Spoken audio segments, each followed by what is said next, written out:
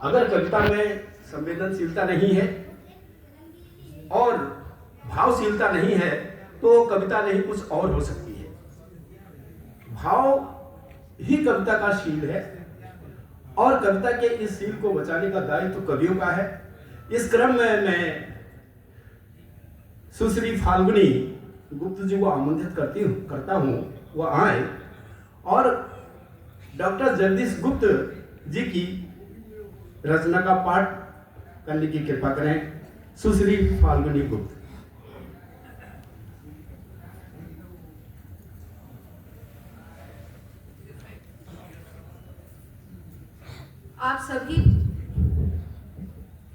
आप सभी बड़ों को मेरा प्रणाम। मैं फाल्गुनी गुप्ता अपने बाबा की कविता पढ़ने से पहले 2 शब्द कहना चाहती हूँ। यह मेरा सौभाग्य है कि मेरा जन्म इतने बड़े विद्वान बहुमुखी प्रतिभा के धनी डॉक्टर जगदीश गुप्त जी के घर में हुआ, पर इस बात का अफसोस भी है कि मुझे उनका साथ प्राप्त नहीं हुआ। परंतु जब भी मैं उनकी कविताओं को पढ़ती हूँ तो मुझे यह एहसास होता है कि मानो बाबा मेरे साथी हैं, मेरी कविताओं को सुन रहे हैं और मुझे खूब आशीर्वाद दे रहे हैं। मेरी पहली कविता माँ गंगा पर है। डबडबाई आंख सी गंगा बढ़ी है, डबडबाई आंख सी गंगा बढ़ी है, उमड़ती जलराशि किस तल तक चढ़ी है, बड़ी लहरों लघु लहर का मन मिला है, बड़ी लहरों लघु लहर का मन मिला है, आंसुओं में एकता का सिलसिला है, नियति ने यूं जलमयी प्रतिमा गढ़ी है, नियति ने यूं जलमयी प्रतिमा गढ़ी है, डबडबाई आंख सी गंगा बढ़ी है। दूसरा तट है मगर दिखता नहीं है, दूसरा तट है मगर दिखता नहीं है, कभी बिना अनुभव किए लिखता नहीं है, सत्य की पहचान सोने से मढ़ी है, सत्य की पहचान सोने से मढ़ी है, डबडबाई आंख सी गंगा बढ़ी है। कभी जल के बिना प्यासों मारती है, कभी जल के बिना प्यासों मारती है, कभी जल हो काल काल पुकारती है, प्रकृति ने यह कौन सी पाटी पढ़ी है, प्रकृति ने यह कौन सी पाटी पढ़ी है, डबडबाई आंख सी गंगा बढ़ी है, डबडबाई आंख सी गंगा बढ़ी है।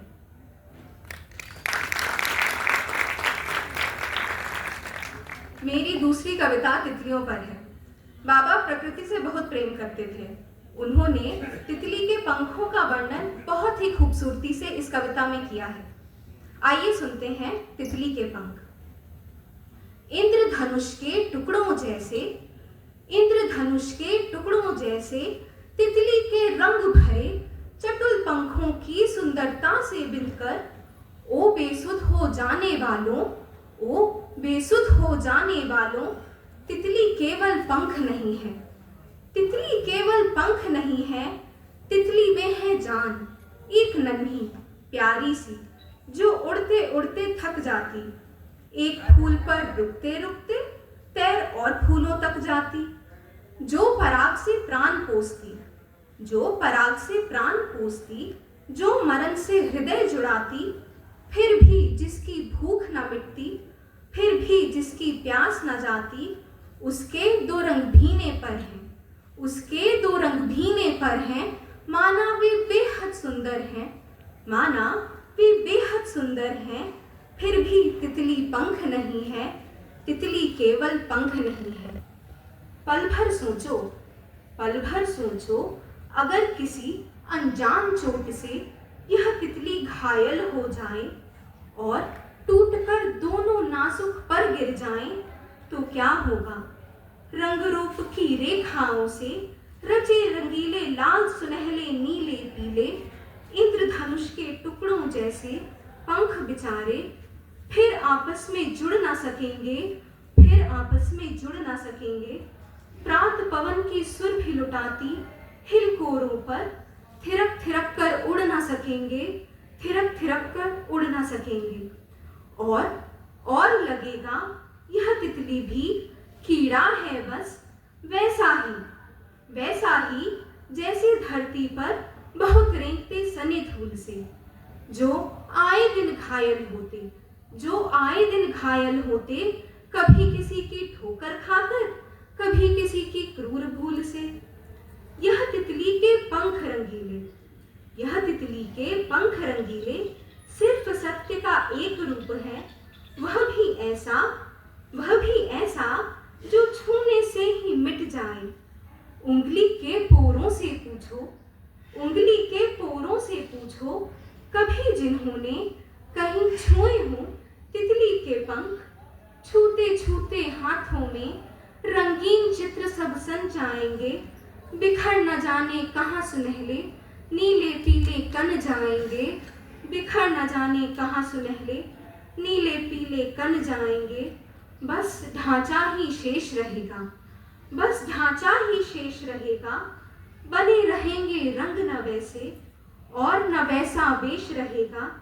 इसीलिए तो मैं कहता हूँ, इसीलिए तो मैं कहता हूँ, थिरक थिरक कर उड़ने वाली प्रात पवन की सुरभि लुटाती, सांसों के संग मुड़ने वाली चतुर रंगीली नीली पीली तितली केवल पंख नहीं है, तितली केवल पंख नहीं है।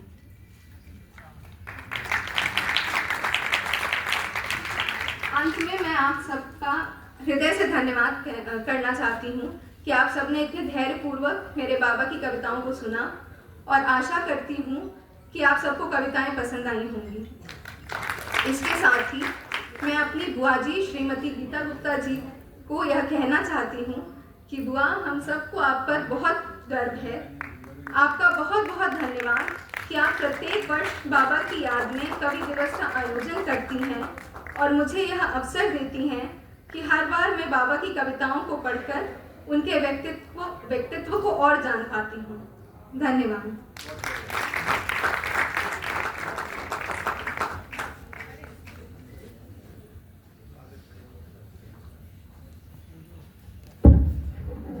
ये थी सुश्री फाल्गुनी गुप्त।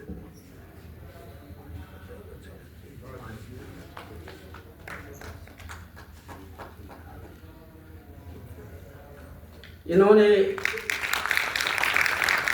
कवियों की दो कविताओं का सुंदर पाठ किया। कविता तो अच्छी है लेकिन उसका पाठ भी बहुत सुंदर किया। बहुत बहुत धन्यवाद फाल्गुनी जी को। मैं इस क्रम को आगे बढ़ाते हुए श्रेष्ठ कवि हमारे बीच में परम आदरणीय हरिमोहन वाजपेयी माधव जी हैं। मैं उनको आमंत्रित करता हूं कविता पाठ के लिए। कृपया वो आए और अपनी